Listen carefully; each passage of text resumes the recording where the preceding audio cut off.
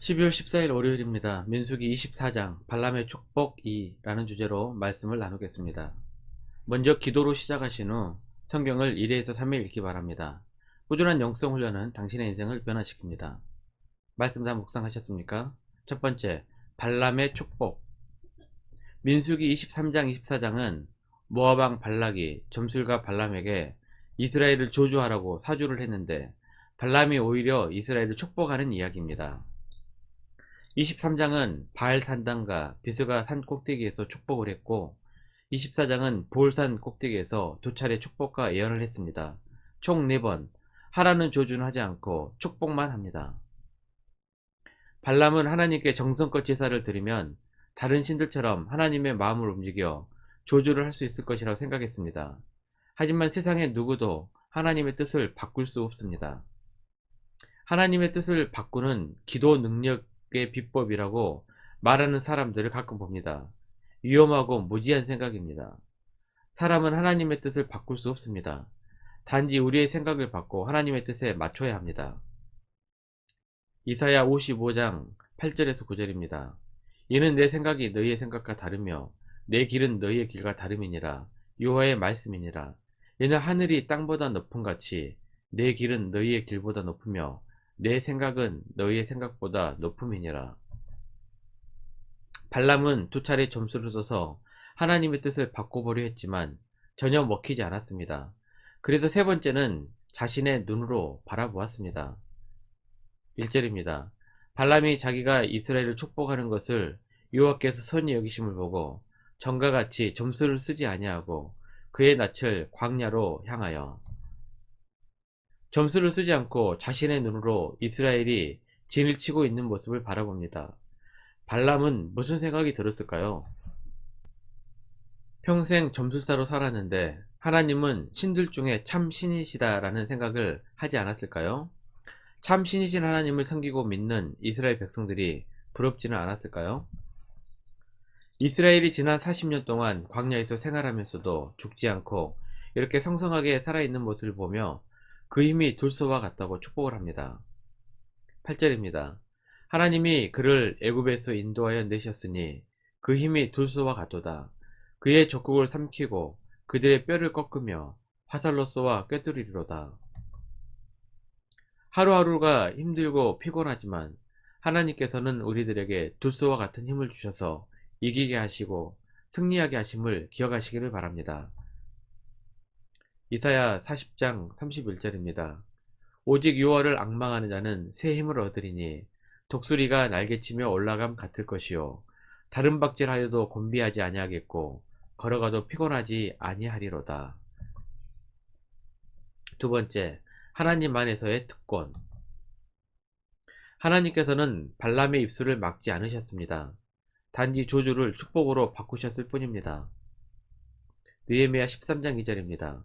이는 그들이 양식과 물로 이스라엘 자손을 영접하지 아니하고 도리어 발람에게 뇌물을 주어 조주하게 하였음이라. 그러나 우리 하나님이 그 조주를 돌이켜 복이 되게 하셨다 하였는지라. 상황이 매우 힘들고 내 인생은 왜 이 모양인가 하는 낙심이 들 때마다 하나님께서 이스라엘 백성들을 보호하셨던 발람의 축복의 사건을 기억하시기를 바랍니다. 이것은 하나님을 믿는 자녀들의 특권입니다. 로마서 8장 28절입니다. 우리가 알거니와 하나님을 사랑하는 자 곧 그의 뜻대로 부르심을 입은 자들에게는 모든 것이 합력하여 선을 이루느니라. 우리는 하나님 안에서 넉넉히 승리할 것입니다. 하나님께서 우리를 품고 계시기 때문입니다. 로마서 8장 37절입니다.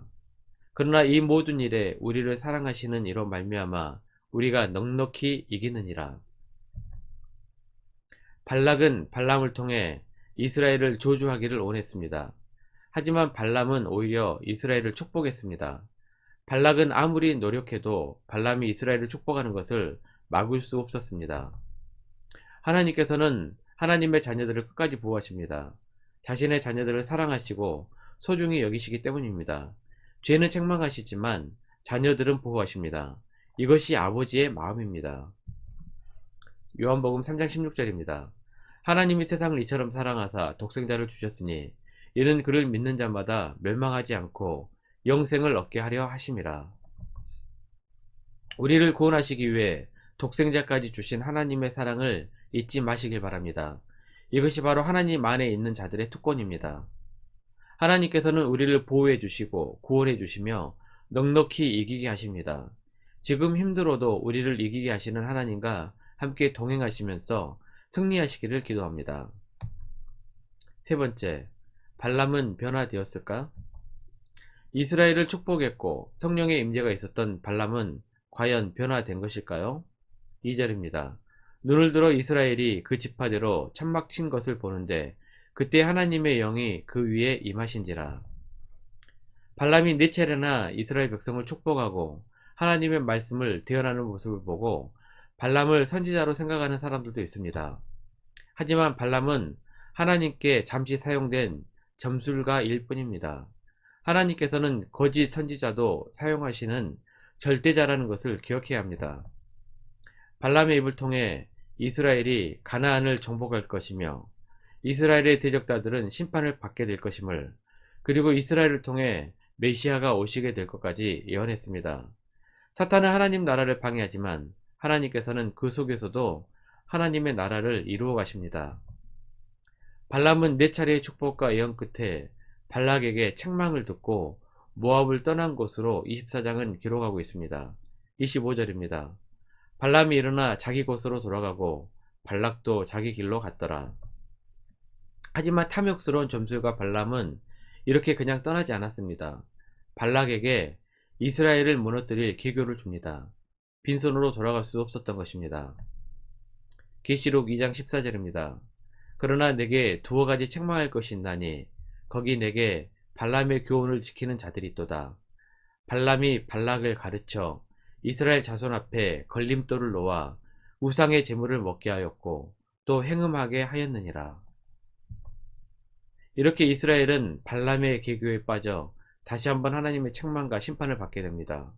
이스라엘의 계교에 빠뜨린 발람은 후일 비참한 죽음을 맞이하게 됩니다. 여호수아 13장 22절입니다. 이스라엘 자손이 그들을 살려가는 중에 보올의 아들 점술가 발람도 칼날로 죽였더라. 하나님을 만나고 성령의 임재를 경험했을 때 하나님을 믿었더라면 발람은 살았을 것입니다. 아니, 적어도 일을 끝내고 그냥 자신의 고향으로 돌아갔다면 목숨이라도 건졌을 것입니다. 하지만 탐욕의 결과 발람은 변하지도 않았고 칼에 찔려 죽음으로 삶을 마감하게 됩니다. 말씀 요약합니다. 첫 번째, 하나님께서는 자녀들을 보호하시고 구원하시며 모든 상황을 넉넉히 이길 힘을 주십니다. 두 번째, 기회가 있을 때 회개하며 돌이키시길 바랍니다. 하나님께서 용서하시고 다시 기회를 주실 것입니다. 1년 성경 일독 주간 계획입니다. 오늘은 월요일 히브리서 9장에서 11장까지 말씀을 천천히 묵상하시길 바랍니다. 12월 중보기도 제목입니다. 5가지 기도 제목을 놓고 기도하시고 특별히 코로나가 더 이상 확산되지 않도록 빨리 끝날 수 있도록 기도하시길 바랍니다. 또 이 기도 후에 자신의 개인 기도의 시간을 충분히 가지시길 바랍니다. 가정에서 기도하시기 힘드신 분들은 주중 기도의 시간을 이용하시면 됩니다. 주중 기도의 시간은 새벽 6시부터 밤 10시까지입니다. 하루 30분씩 최선을 다하시길 바랍니다. 그러면 여러분의 삶이 변화될 것입니다. 영상을 다 보신 분들은 확인 문자를 보내시거나 유튜브에 댓글로 달아주시면 정기적인 영상 훈련에 도움이 될 것입니다. 오늘 하루도 승리하시기를 기도합니다.